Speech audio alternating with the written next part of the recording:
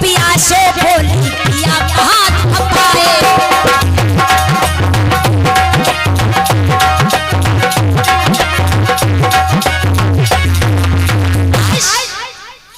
महारानी देखा हमारे स्वामी आ रहे, महाराज बढ़िया पलका बिछा दिया और आसन लग गया। महारानी बिठाया हाथ पकड़ के और हाथ पाए दबावे लगी। स्वामी का कोई दिक्कत है? महाराज बोले आहा स्वामी वो अर्धांगिनी बेकार है जो अपने स्वामी का चेहरा देखकर पहचान न पाए कि हमारा आदमी चिंतम है कि खुश है। आजकल की माताएं बहने देहरी पल्लावा कट कट चबाती अब जरन भाभी कहती क्या का बात है भैया समझ गई और कहा स्वामी हमसे कोई क्या गलती हो गई? महाराज प्रतीक कहा लगे नहीं, बोले सुनो है किस कारण से मेरे स्वामी और चेहरे पर छाई दासी है।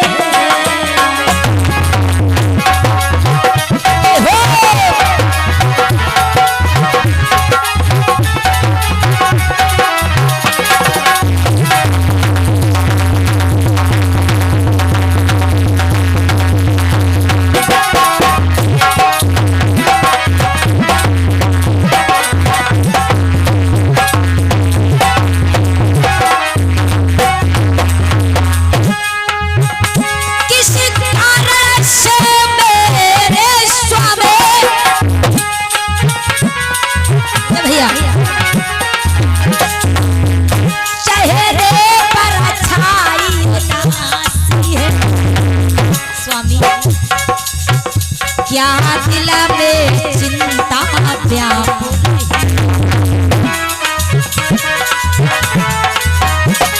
शाम खड़ा तो भेलाया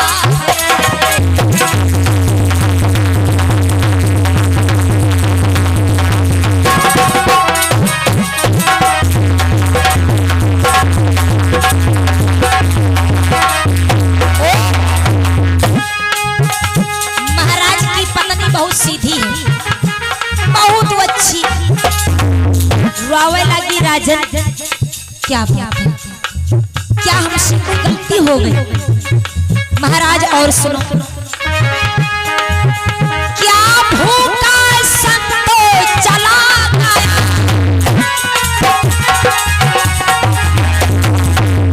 क्या भूखा संतो चला गया, यह प्रजा में कोई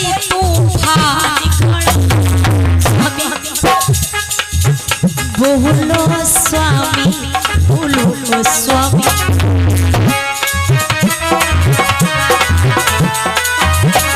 शाम खेड़ा को भेटाया है।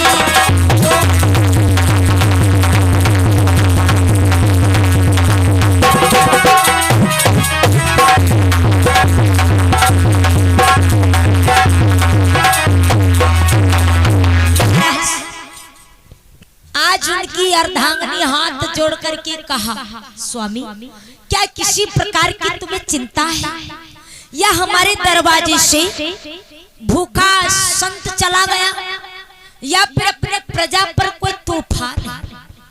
महाराज बोले नहीं ऐसी कोई बात नहीं। अगर औरत समझदार मिल जाए तो जिंदगी स्वर्ग है भैया। अगर औरत करकसा मिल जाए तो जिंदगी सारी रोते रुआवत चली जाए, नरक है। हाँ जीवन साथी अगर अच्छा है तो मुश्किल से मुश्किल काम आसान हो जाते, क्योंकि मानस में एक चौपाई लिखी है क्या कहते हैं कि धीराज धारा मित्र आरिना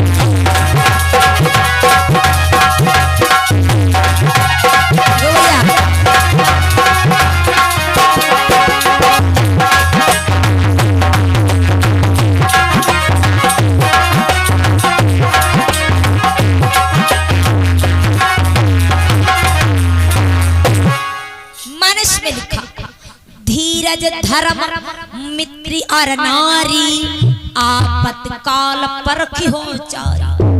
आपत्ति में जो खड़ा रहे, मुसीबत में खड़ा रहे, वही सच्चा मित्र है और वही सच्ची नारी है। महाराज ने कहा कि स्वामी बताओ, अगर कोई दिक्कत हो तो हमका तो बताओ। महाराज की आंखों में आंसू आ गया और का बोले, सुनो लिखा है कि एक बारी भूपति मन माही, भैया भैया कलान मोरे सुत नाही।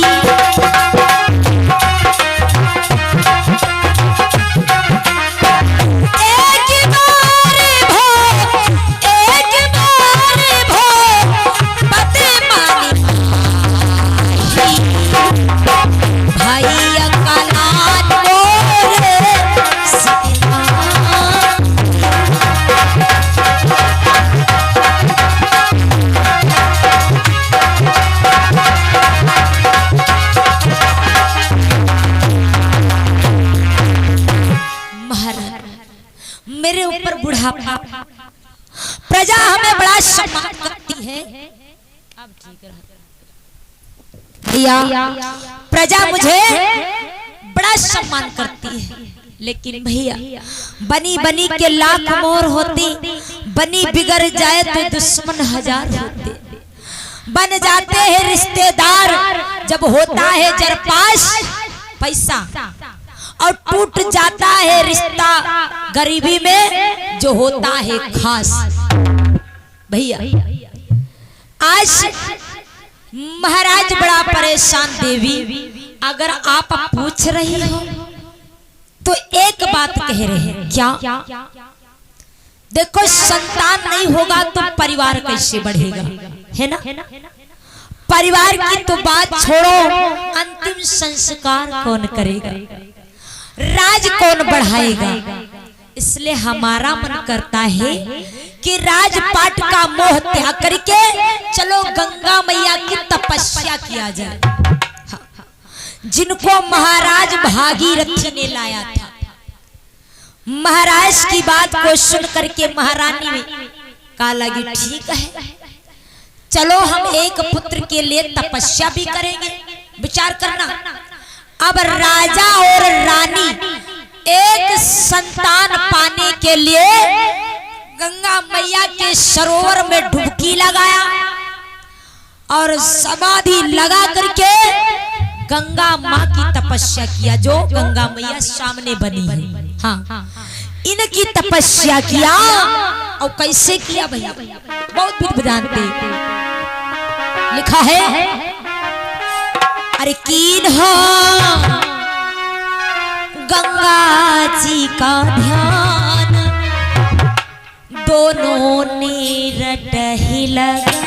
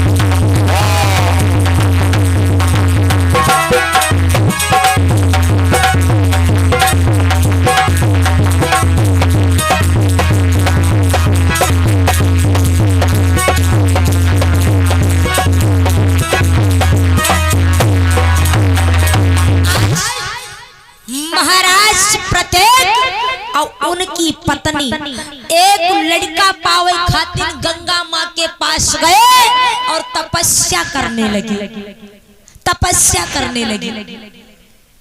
और जैसे ही तपस्या किया गंगा मैया प्रकट हो गई। भगवान आज भी है पर मन से पुकारो। हाँ गंगा माँ प्रकट हो गई, बोली राजन वरदान मांगो। क्या? कि मेरी ये प्रसन्नता राजन आए महाराज प्रतीक कि मेरी ये प्रसन्नता के बदले अब तुम भी प्रसन्न हो जाओ।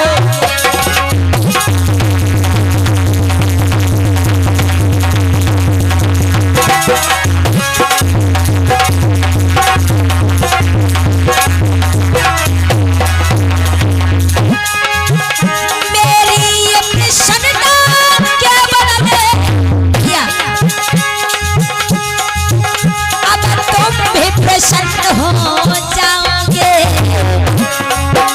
वरदान मांग वरदान मांग वरदान मांगी जो मांगेगा सो पाएगा।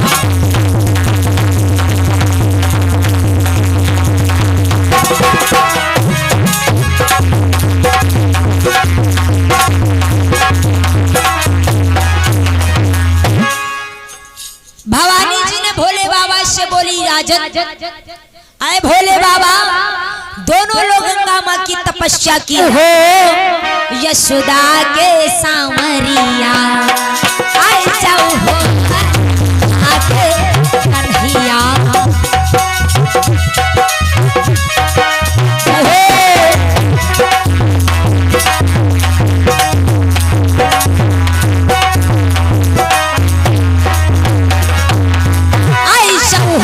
यशोदा के मलबा आए जाओ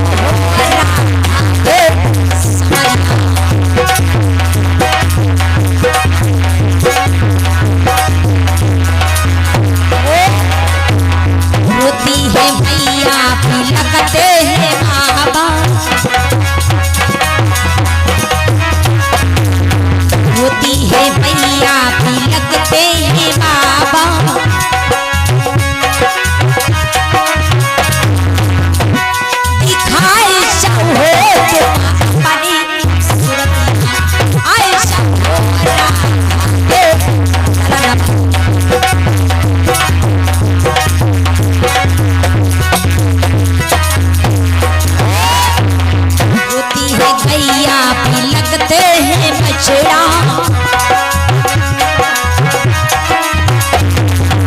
रोती है गैया भी लगते हैं मछड़ा चढ़ाई जाऊं हो तो बनी हो आई जाऊं हो यश आगे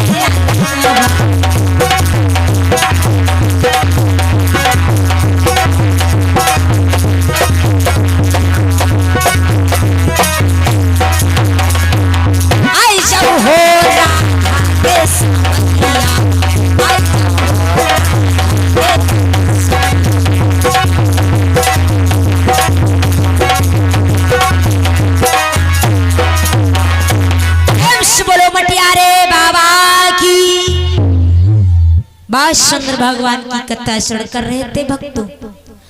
भवानी जी ने भोले बाबा से पूछा भोले बाबा संतान के लिए तपस्या किया गंगा मैया आई तो राजा ने क्या मांगा? भोले बाबा ने समझाया आए भवानी गंगा मैया आई बोले वरदान मांगो। तो राजा ने जब गंगा मैया को देखा तो भैया मन में थोड़ा कपट आ गया, कपट थोड़ा लालच आ गया। जवाब दिया माँ मेरे घर में संतान हो जाए और कुछ मांगना चाहता हूँ। तपस्या तो केवल लड़का पाव के लिए किया था और जब भगवान आए तो कहा वरदान मांगो। जवाब दिया मेरे घर में एक बालक हो जाए और हम ये चाहती हो ये चाहता हो कि मेरे पुत्र के साथ में विवाह आप करो। यह कोई वरदान है? ये भी कोई वरदान? एक बालक के लिए कहते भागवत में एक चौपाई लिखी है क्या कि सच है मानो कंगाली में, और सच है मानो कंगाली में करता कोई उत्पात भैया।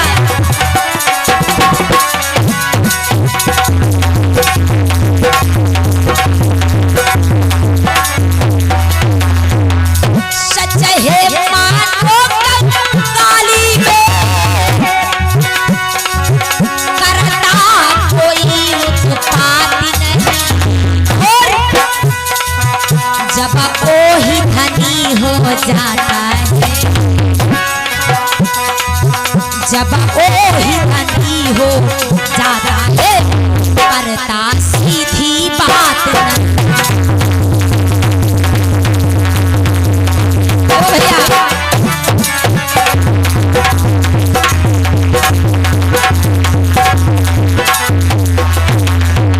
सुंदर चौपाई लिखी भैया। सच है मानो कंगाली में करता कोई उत्पात नहीं, हाँ, और जब वही धनी हो जाता है तो करता सीधी बात नहीं है, ना इस बात है? ए भैया, राजा ने कहा माँ मेरे घर में एक लड़का हो जाए और हम चाहते हैं कि हमारे लड़का साथ आप ही ब्याह करो। गंगा मैया फंस गई, कहाँ दुर्गा, कहाँ एक माता और कहाँ एक मनुष्य। सोचा यह तो मामला गड़बड़ हो गया, लाल की पत्नी से पूछ लेते हैं। और पत्नी वह पत्नी ने कहा सुनो कि जो वरदान विप्रे बरी मांगा, जो वरदान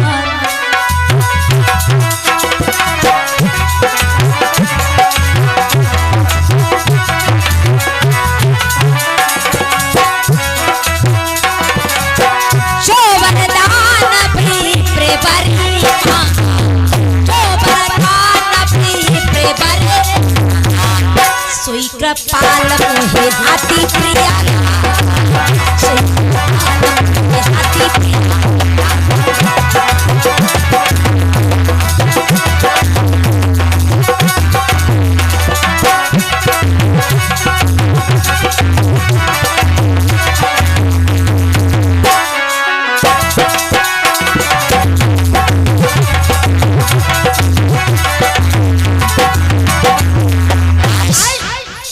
गंगा मैया से उनकी पत्नी बोली जौन वरदान स्वामी मांगा वह हम ठीक है। गंगा मैया गुस्साई गई, कहनी जाओ लड़का मांगा तन की जाने मन की जाने, जाने चीत की चोरी, ऐसे प्रभु से काह छिपा जाके हाथ में। गंगा मैया कहने लगी जाओ हमारे आशीर्वाद से तुम्हारे एक बालक होगा, बालक होगा, और समय आने पर हम तुम्हारे पुत्र के साथ में विवाह करूंगा। याद रखो राजा, जैसे तुम हमसे कपट करो ऐसे तुम्हारे लड़के के साथ कपट करके वंश नहीं चलने दूंगी। अब देखो इधर गंगा यह कसम खाए बैठी भक्त। राजा जाने कि हम बहुत बढ़िया वरदान मांग लिया है भैया, हमारे खुशी का ठिकाना ना है, और चले आए। गंगा माँ की कृपा से महाराज प्रतीक के घर में हसनापुर में एक बालक का जन्म हुआ। बालक का, और जब बालक का जन्म हुआ तो जौनी माताएं बहने कुछ न गौती हो, अगर लड़का हो, तुमका बात बताए रही इनकी सब, अगर लड़का हो तो पूछे को नहीं पड़ी, अस्पताल से ने बैंड बाजा धमकाई लगी। हाँ, और का छोटुआ जब भवा रहे तो वैसे नहीं बात रहे भैया, बैंड बाजा धमकाई लागत, ग्वालन पर ग्वाला धका धक धगत ग्वाला, ये फलाना उधर का भैया लड़का भवा, हाँ ग्वालन पर ग्वाला, और जो कहूँ बिटिया हो जाए। हाँ। जो बेचारे बिटिया मांगत भगवान का देता नहीं, और जो कहूँ बिटिया हो जाए तो वही ऐसे बैठती।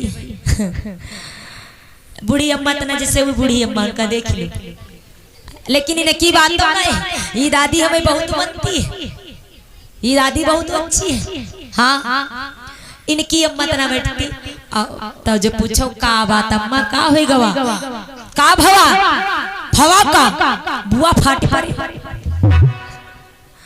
बुआ फाटी पड़ी हैं। अरे बुआ के बटुआ आवा बटुआ, जब पूछियो 2-3 दिन बाद तब हैं पुत्र का जन्म हुआ, खूब सोहर